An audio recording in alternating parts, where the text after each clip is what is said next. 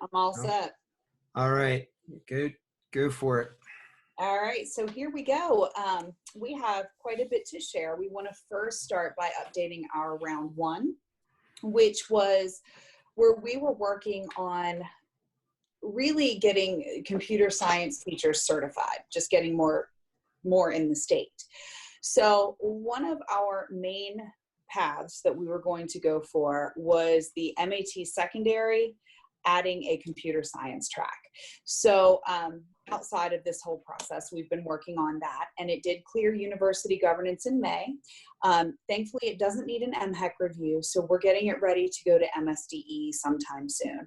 I expect with everything that's going on, that might be a little bit slower than we imagined, but we had to get it through our university, of course, to get it in the catalog. So we envision that May 2021, we'll be able to welcome our first MAT computer science students. What we've been working on related to the undergraduates has been the minor in computer science education. And that's been delayed for a lot of stuff going on. So we are going to keep picking up on that though, and we hope to have that ready to go for fall of 2021. So that's still coming.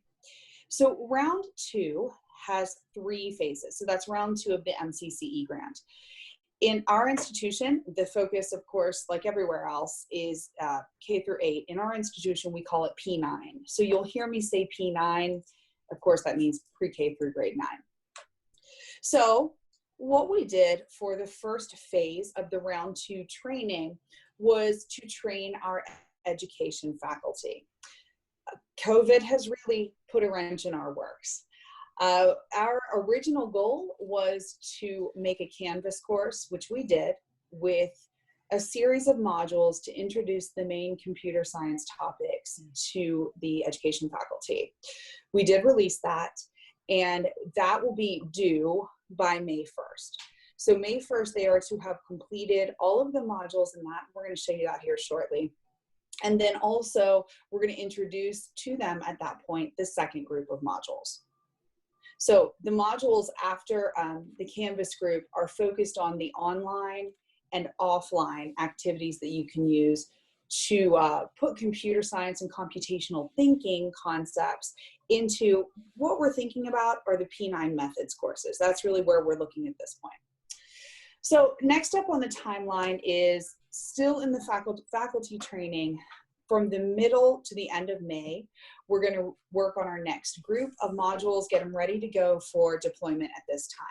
We're going to try to get some hands-on technology modules in, and the third group of modules we hope to have ready at this time, and are really hoping maybe that we could do those in person, because it just seems kind of silly to have everything online that we wanted to show them, especially a lot of the offline things we wanted to do. So middle to the end of June, if we're online, we're going to push the third group of modules out by then. If we're allowed to be together, we're going to hold an in-person meeting to do the hands-on offline or unplugged activities, and then we're going to distribute the gift baskets, because at our institution, if the P9 educational faculty, actually any education faculty, if they complete all of these trainings, they are eligible to receive a gift basket of different resources and books to put the computer science pieces to work in their courses. So over the summer comes phase 2.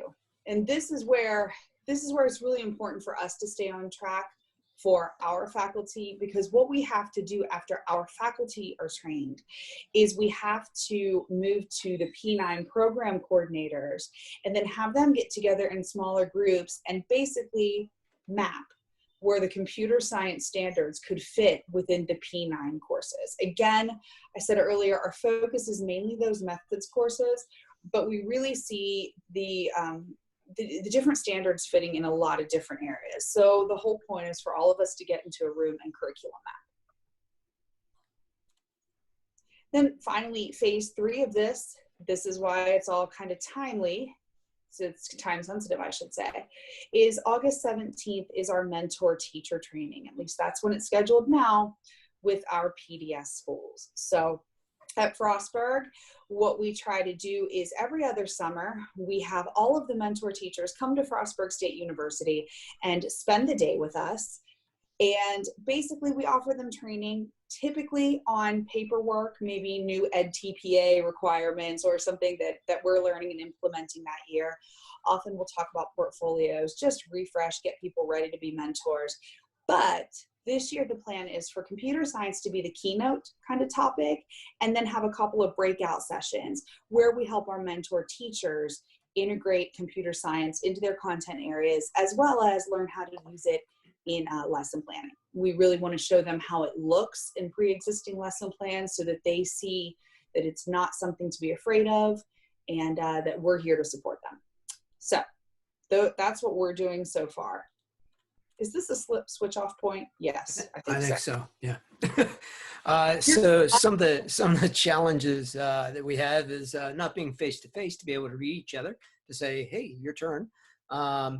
So we do have the faculty buy-in, but that's really getting better.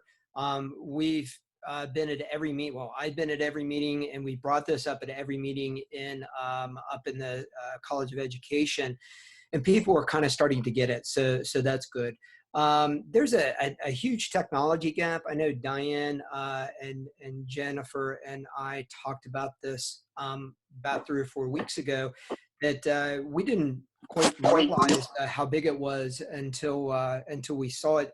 Saw some of our faculty, and I'm sure some of you all know faculty that are in this position as well. They don't have computers at home. They have like maybe an iPad at home or something like that. Some of them don't have internet service at home. So that's been a real challenge for us. This whole idea of this growth mindset.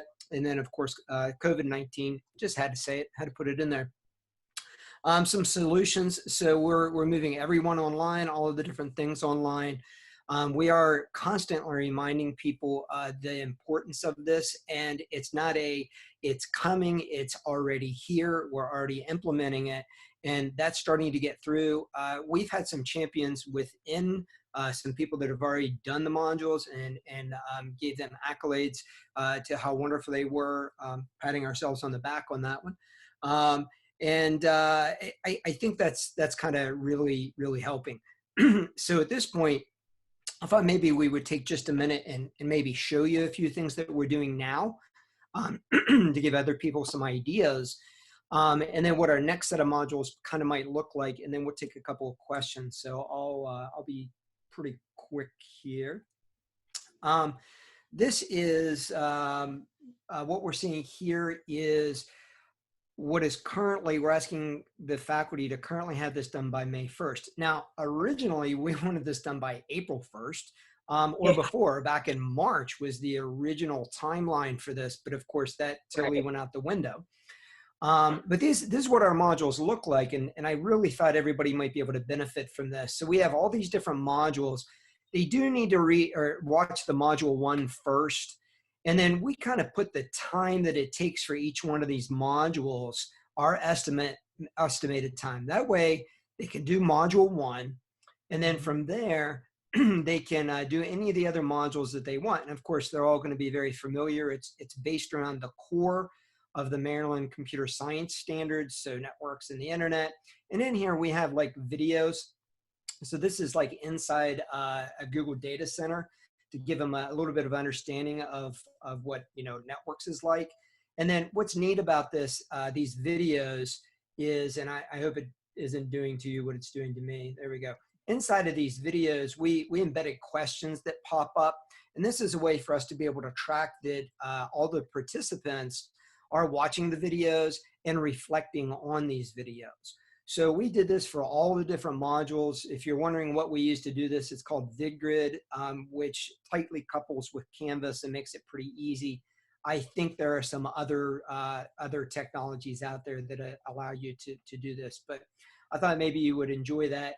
And then after they're done that particular module, we ask them to kind of reflect and take a little survey about how comfortable they were with the technology coming into it. So we can kind of gauge where do we need to spend more time, because we're seeing a lot of people skipping right over computational thinking and going to some of the other ones. So that kind of indicates to me anyways that some of these individuals think that they know what computational thinking is up front. And we all know that from a computer science perspective, it's completely different from a mathematician perspective. So we really wanted them to just do some reflection, some things we got out of this where people were very worried that they had to implement it all. And it was a good opportunity for us to say, no, first, we don't want you to be a computer scientist. Second, you don't have to integrate all of this into each class. The idea is to integrate all of it into the overall degree. So that was a big sigh of relief for the faculty. And these are things that, as a computer scientist, I don't often think of. And I think as individuals, when we're creating this, we don't always think of this. So it's been pretty nice. Peering into our crystal ball, making up this next set of rounds.